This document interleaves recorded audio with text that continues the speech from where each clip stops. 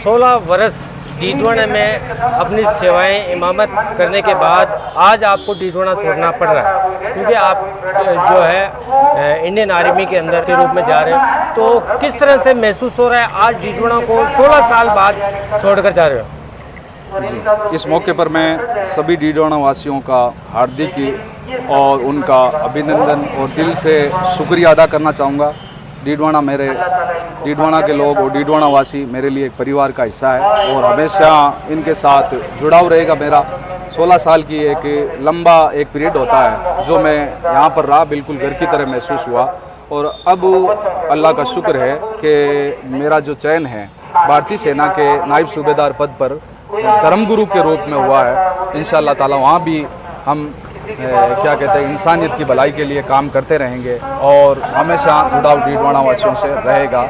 इस मौके पर मैं खास तौर पर शुक्र अदा करना चाहूँगा। यहाँ की आवाम को किस तरह का पैगाम मैसेज देना चाहोगे जाते वक्त? मैं यहाँ की आवाम से यही कहना चाहूँगा कि अपने बच्चों को शिक्षा के अंदर आगे लाएं, उनको 10-12 के बाद अच्छे गाइड के पास हवाले करें, उनकी काउंसलिंग कराएं, जिस बच्चे का जिस फील्ड में शौक़ हो उसमें उनको आगे बढ़ाएं और बच्चों को देश के लिए वो रिप्रेजेंट कर सके, देश का नेतृत्व कर सके, चाहे वो भारतीय सेना हो, चाहे रिजर्व पुलिस हो, राजस्थान पुलिस हो या माध्यमिक शिक्षा बोर्ड की वैकेंसियाँ हो या आरपीसी की वैकेंसी हो। उन बच्चों को वहाँ तक जाने का मौका दे। आईएएस आईपीएस तक बच्चे बन रहे हैं। मेहनत करें तो कोई भी चीज़ मुश्किल नहीं है, सब आसान है। तो यही कहना चाहूँगा कि आप शिक्षा पर ज़्यादा तवज्जो की ज़रूरत है। डीडवाना से आपको किस तरह का प्यार मोहब्बत पैगाम मिला?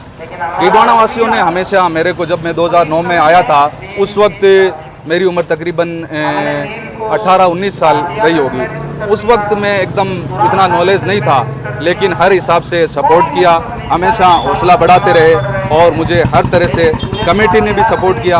मदरसा दारुल उलूम अनफिया गरीब नवाज, मस्जिद नारियान कमेटी ने भी मेरा खूब सपोर्ट किया। जहाँ भी मैं भर्ती के लिए गया, देश के अलग अलग कोनों में जाना हुआ परीक्षा के लिए और कंपटीशन एग्ज़ाम के लिए, हर हिसाब से पीछे से भी सपोर्ट रहा। इस वजह से ये यहाँ तक पहुँचने में कामयाबी मिली है।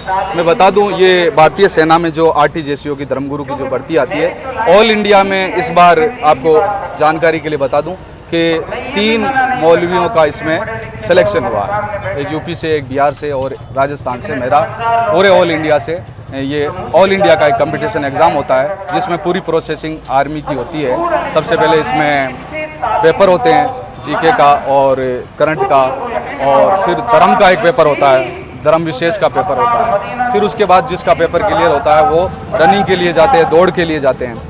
फिर उसके बाद मेडिकल की प्रोसेसिंग होती है और उसके बाद डॉक्यूमेंट और फिजिकल का प्रोसेस होता है। जो मेडिकल जिनका क्लियर होता है उसका लास्ट में इंटरव्यू होता है। इंटरव्यू के आधार पर ऑल इंडिया मेरिट बनती है, जिसमें मेरा चयन हुआ। इस बात की मुझे बहुत खुशी है और इसके लिए मैं सभी अपने बुजुर्गों और साथियों का शुक्रिया अदा करना चाहूँगा। यहाँ के लोगों का और इस मस्जिद में तमाम लोग जो आपके पीछे नमाज पढ़े, मतलब उनका कहना है कि कहीं मौलवी साहब वहाँ जाने के बाद पता नहीं लौटेंगे या नहीं लौटेंगे वापस कभी हमसे मिलने के लिए। मैं बताता चलूँ कि डीडवाना मेरा परिवार है और हमेशा यहाँ जुड़ाव रहेगा। भारतीय सेना में एक नौजवान को या किसी भी जिम्मेदार को 1 साल के अंदर, 1 वर्ष के अंदर 90 दिन की छुट्टी मिलती है। तो जब भी कोई काम होगा मैं अपनी छुट्टी में से कुछ दिन यहाँ गुजारने की कोशिश करूँगा, ये मैं दिल से वादा करता हूँ। आपका शुभ नाम?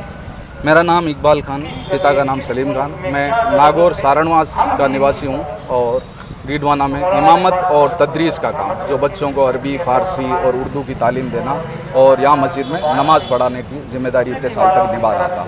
और वहाँ भी सेना में भी नमाज की ज़िम्मेदारी रहेगी, लोगों को और भारतीय नौजवानों को, सेना के नौजवानों को नमाज़ पढ़ाना और उनको मोटिवेट करना, उनको डिप्रेशन से बाहर निकालना, उनको धार्मिक तौर पर, सामाजिक तौर पर, पारिवारिक तौर पर धर्म के माध्यम से उनकी गाइड करना। ये जिम्मेदारी एक RTJCO की धर्मगुरु की रहती है।